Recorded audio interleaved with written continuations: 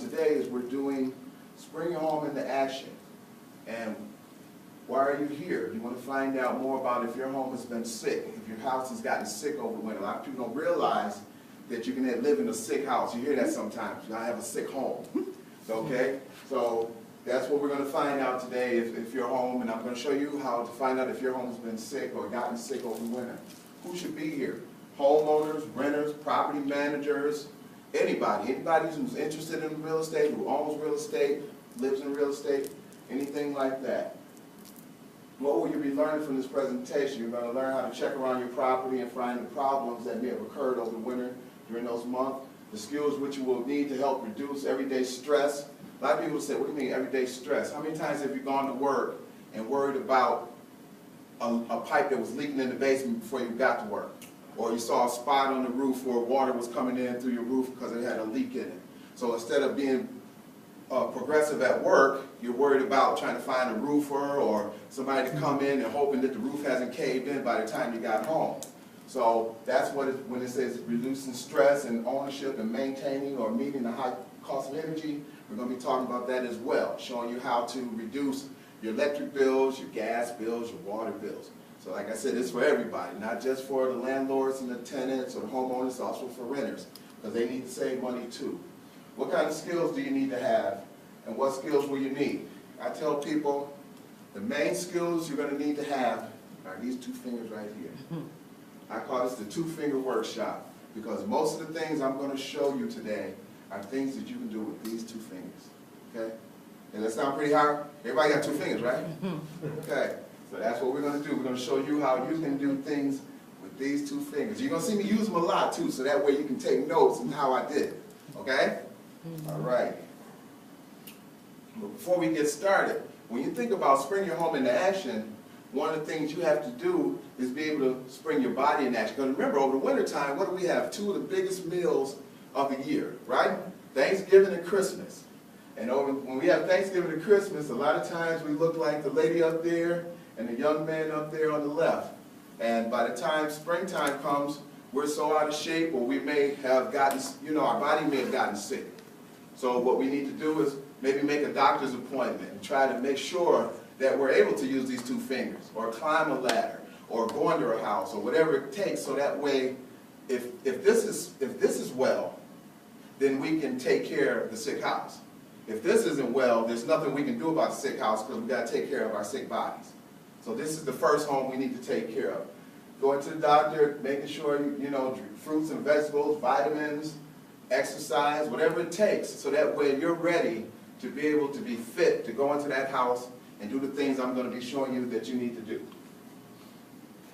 Spring your home into action, the agenda. What we're going to be talking about is the tools, gathering your tools, plans for help that you're going to need, establishing a timeline, because we have it's June now? So we have all the way till when do we start getting winter? November, December, October? So that gives us quite a few months to be able to spring our home into action and look for those things, and then start preparing for the winter again. But at least if you spring your home into action now, by the time winter comes, you've met a lot of the problems that may have occurred, and it'll reduce it going into the following winter.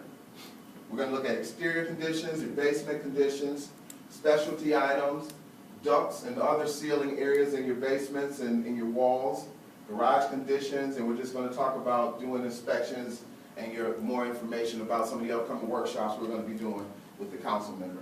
And again, before I start, I want to thank him for inviting me here today and allowing me to come and present to you guys.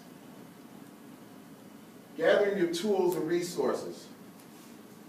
Binoculars. A lot of times people will come out and they say, you need to spring home into action, or you need to check out your house, and they break out the ladder and they're climbing the ladder and getting up on the roof and looking at the roof. Are you guys planning to do that? I didn't think so, and I don't do it myself, not anymore. What I do is I tell people to get a pair of binoculars, okay? A pair of binoculars, you can walk around that property and look at that property, up on the roof areas, along the gutters, at the chimney. All those things you can see with a pair of binoculars without having to set foot on a roof, on a ladder.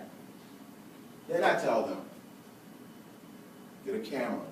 Most of your digital cameras nowadays, they have zoom lenses on them. So when you looked on this side of the roof and you saw a couple of shingles sticking up on your roof, zoom in, take a picture of that.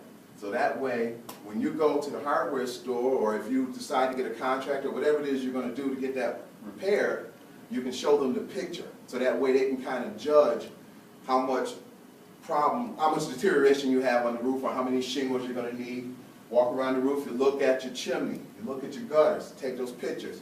And then that way, you have pictures that you can show that person, whoever's going to do the work, without them having to come out and look at the property. You can email them the pictures, or whatever the case may be. You're going to need a flashlight because you may have some crawl spaces or attics or things like that. Tools, hammers, nails, screwdriver, measuring tape. You're going to need a measuring tape because you may see areas where you need to measure and give them a size after you take that picture.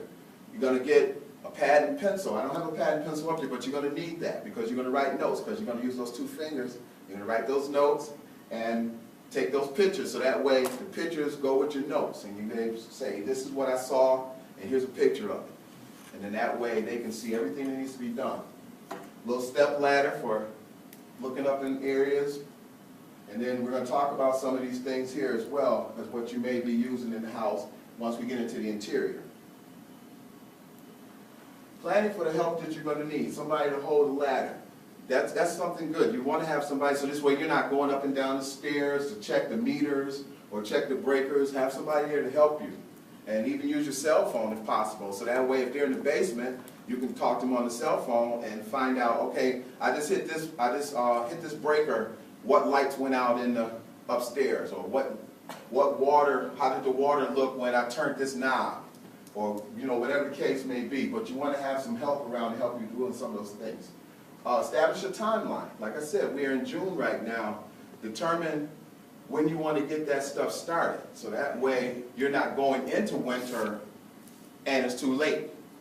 So if you start now, walking around that property looking for those areas, you got all of June, July, you can get somebody in there, and that still gives you plenty of time in August as well to go through that property with your property here.